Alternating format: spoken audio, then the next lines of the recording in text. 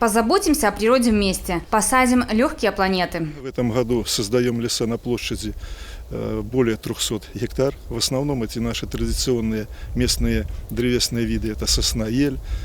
В зависимости от плодородия высаживаем дуб, ясень, березу, ольху черную. Из редких растений интродуцентов высаживаем лиственницу европейскую.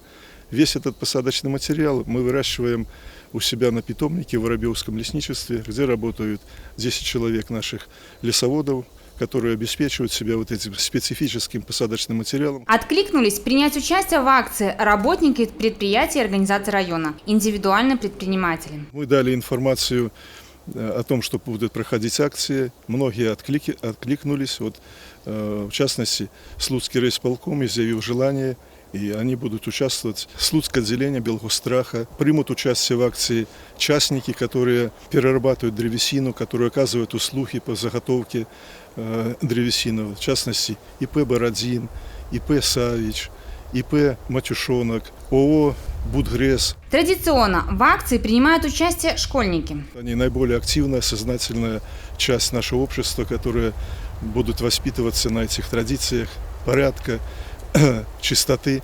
В частности, вот завтра Гольчицкая школа будет заниматься очисткой леса от бытового мусора вдоль трассы городища Жилинброд. Каждый желающий может принять участие в акции, посадить свое дерево, поработать над благоустройством земли или убрать мусор, сухостой в лесу. В акции могут принять все желающие в каждом лесничестве, у нас их 6. Значит, для этого надо обратиться в лесничество, там определят место, где можно приложить свой труд.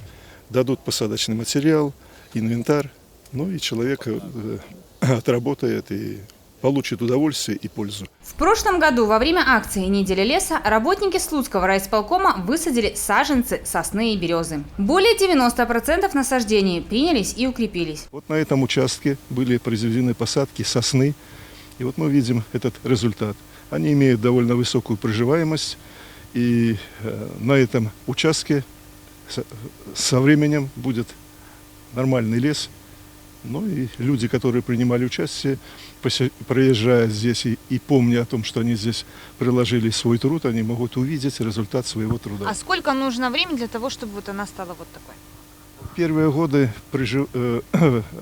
посаженное растение борется с приживаемостью. Естественно, прирост не самый большой.